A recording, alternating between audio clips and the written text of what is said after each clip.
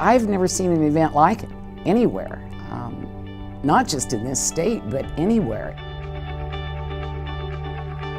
I don't know of any other organization in the state that can pull something like that off besides AWB in the effective way that they do.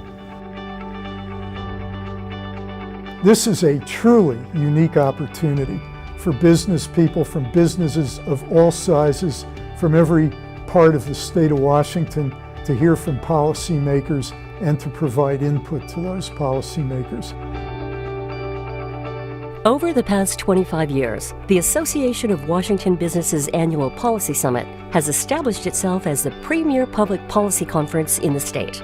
Attendees have long valued its commitment to relevant and engaging agenda items and speakers, along with the unique opportunity it offers for business leaders to rub shoulders with lawmakers in a more casual setting.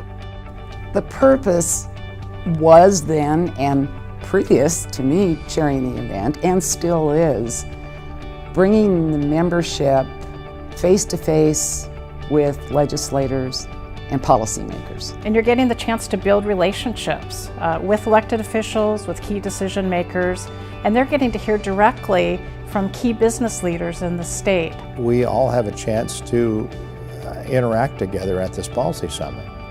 It doesn't matter whether you're a Boeing or a Weyerhaeuser or a Microsoft or a UPS or whatever. I can be there interacting and learning from my peers around the state and learning what's going on from a public policy position.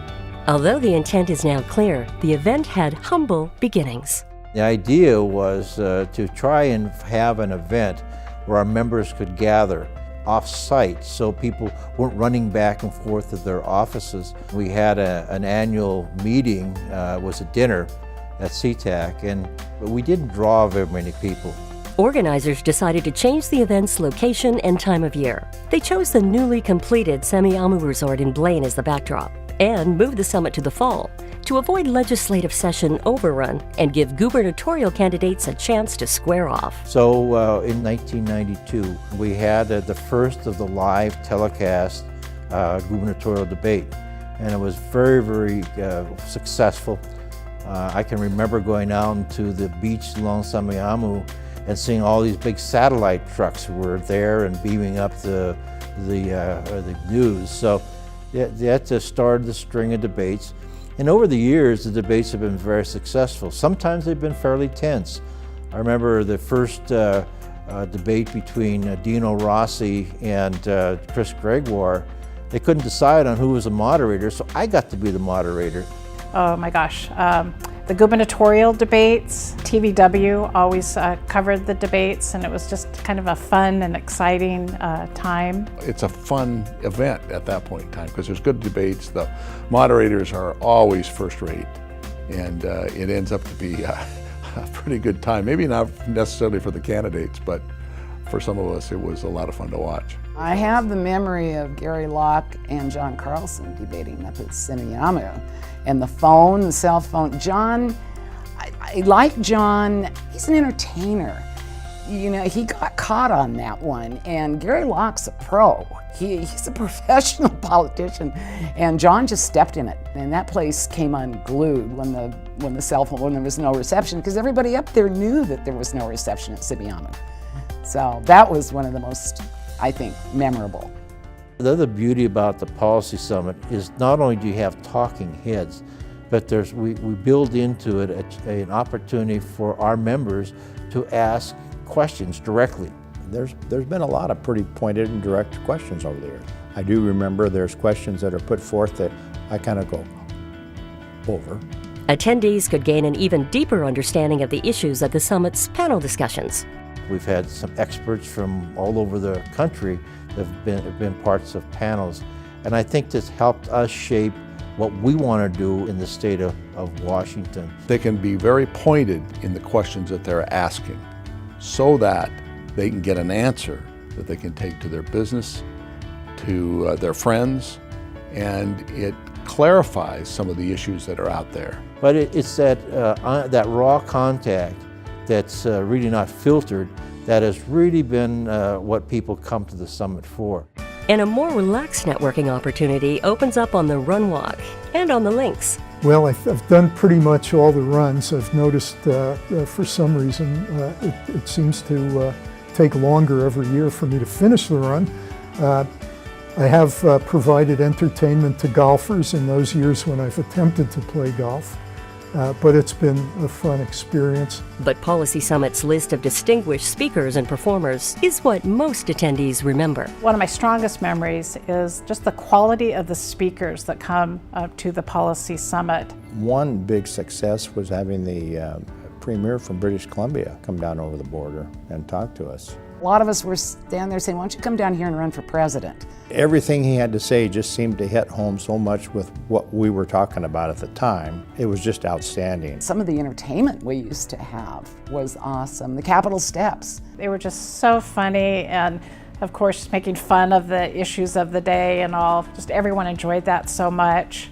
That brought great humor and great fun to the event. Probably the speaker that's been one of the most favorite of the members itself is a guy named Frank Luntz. And he is a type of a speaker that uses these pulsing meters, and he walks around throughout the audience gauging people's reactions. So you can't be working on your iPad when Frank's there because he's going to nail you. One year the Mariners, I believe they were in the playoffs, and at the big dinner we all came dressed in Mariners outfits and paraphernalia. I forgot that we sat at 2 dinners in a row, one with Governor Gregoire and the next night with Bill Kristol.